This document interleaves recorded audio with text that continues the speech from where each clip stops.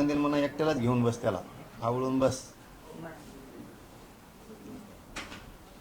तुम्ही आता म्हणाय दिवाळीपर्यंत हैदराबाद गॅजेट लागू करा, अन्यथा पुन्हा आंदोलन, म्हणजे हे इशारा सरकारला वाटप करा म्हणतोय मी, लागू करा नाही म्हणत. हा वाटप. हां, हैदराबादच्या गॅजेटच्या प्रमाणे जो JR काढला त्याप्रमाणे मराठवाड्यातला सगळा मराठा हा कुणबी आहे. प्रमाणपत्र वाटप सुरू करा. पुन्हा पुन्हा तेच सांगतो. पुन्हा जर करायला आम्ही लागलो तर अवघड आहे आणि अवघड होईल सुद्धा. हे पण जाहीर जाहीर जाहीर असं सांगतोय मुख्यमंत्र्यांना आणि विशेष करून विखे साहेबांना सांगतो. जी प्रतिमा राज्यात तुमची तयार झाली तिला आता डागळू देऊ नका. मराठ्यांच्या नजरेतून विखे साहेबांनी आता उतरू नका. त्यामुळं मराठवाड्यातला सगळा मराठा कुणबी त्याचे प्रमाणपत्र द्या. यालाच जोडून एक विखे साहेबाला आणि फडणवीस साहेबांना सांगतो. संभाजीनगर आणि जालना जिल्हा हा पूर्वी एक होता. इथं 2,54,000 कुणबी होते. ते कुठं गायब केले जरा याचं उत्तर आम्हाला द्या. 39% कुणबी हा बीड जिल्ह्यात, 100% मराठा समाजापैकी नेमके हे कुठे गेले? जवळपास 1,70,000 नांदेडकडे, थोडा मागं पुढं होईल आकडा. हे लोक गेले कुठं? हे गायब कुठं केले? हे कुणबी आहेत सगळे. जवळपास 1,02,000 परभणी जिल्ह्यात. हे कुणबी कुठं गेले?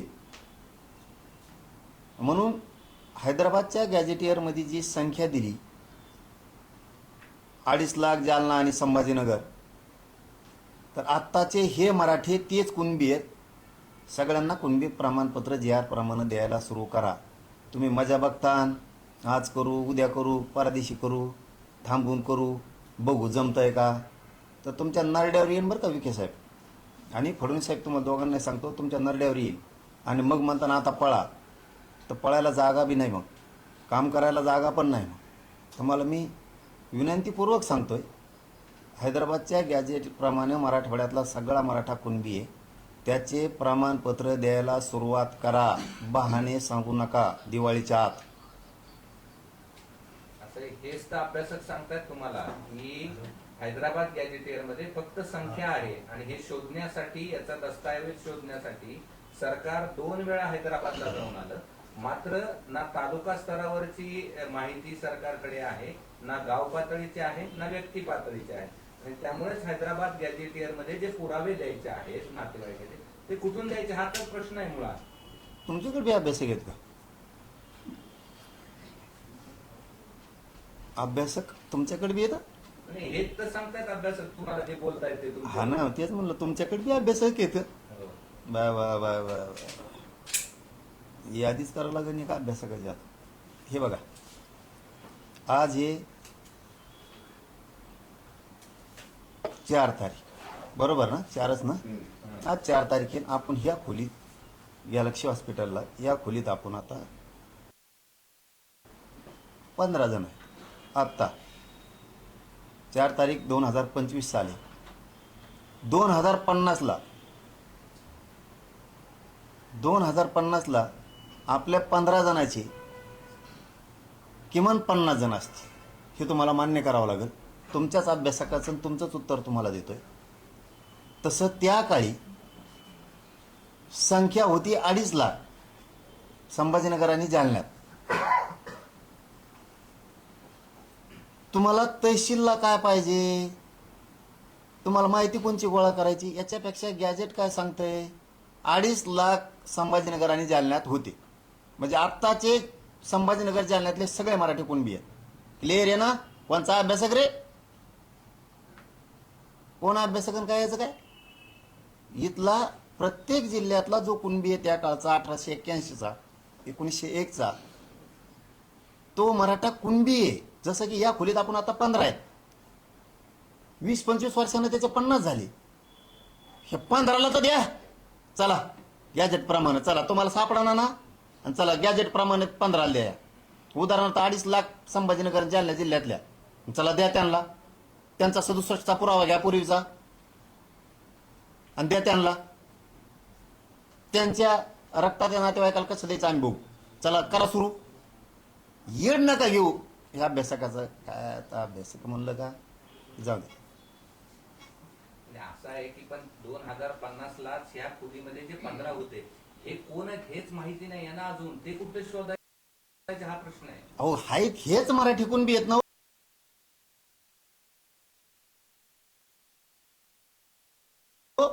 अरे अभ्यासकाने डोकं खोराक केलं लोकांचं, यांना आयुष्यात काही आलं नाही. तुम्हाला पकडीला का कोण भाऊ ती येडाला बेकार आहे बरं का, पडू नका येड्यात जाताना त्या.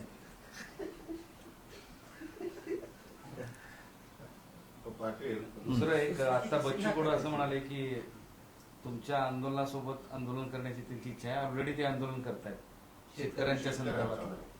काय झालं? शेतकऱ्यांच्या संदर्भात तुम्ही आंदोलन करणार असं घोषणा केली ना. ते पण म्हणाले की मी पण पाठिंबा दिला तुमच्यासोबत ते आंदोलनात तयार आहे. होईल ना, आता बैठक होईल, दिवाळीच्या नंतर बैठक होईल ना, आपण सगळ्यांना बोलून एकत्र शेतकऱ्यांसाठी. पण पाटील साहेब, शेतकऱ्यांचा एवढा मोठा प्रश्न आहे, सगळे प्रश्न असताना राज्य सरकार आय लव्ह मोहम्मद आणि आय लव्ह महादेव याच्यावर आता फार जास्त जो अमरावतीमध्ये परिस्थिती तणावपूर्ण झालेली या विषयावर सरकारला या सगळ्या गोष्टीसाठी लक्ष हटवण्यासाठी असं काही कुठं होण्याची शक्यता आहे? नाही नाही, लक्ष हटत नसतं. काय असतो, एक नाद असतो लागलेला आणि तेढ निर्माण करल्याशिवाय आपल्याला करमत नाही. अशा वृत्तीचे काही राजकीय नेते असतात, यांच्या ह्या नाशक्या भूमिकेमुळं अशी परिस्थिती उद्भवती. परंतु नेटानं आणि धाडसानं त्याला तोंड द्यायचं असतं. सगळ्या जाती धर्माच्या लोकांनी हक्कायचं नसतं, घाबरायचं नसतं. संकट येत असतं, त्या संकटाला सामोरं जायचं धाडसानं. हे प्रत्येकानं आपण आपल्या रक्तात भिनून घेतलं पाहिजे. कुठं लय मोठे गँग आली म्हणून घाबरून बसायची गरज नाही. त्याला तोंड देणं सुद्धा गरजेचं आहे, तर ते बंद होईल. जर आपण त्याला तोंड नाही दिलं तर ते बंद होणार नाही, ते जास्त करत राहतील. प्रत्येकाला अन्याय होत असेल तर धाडसानं त्या अन्यायाला सामोरा प्रत्येक जाती धर्मातल्या लोकांनी जाणं गरजेचं आहे. ओबीसींचा सर्वात मोठा विश्वासघात आरएसएस आणि भाजपने केलाय, त्यामुळे ओबीसींनी स्वतःची लढाई स्वतः लढावी असं प्रकाश आंबेडकर म्हणाले. त्यांचं नारीचं काय समज. धन्यवाद. चला. आहे फिश डू फिनिश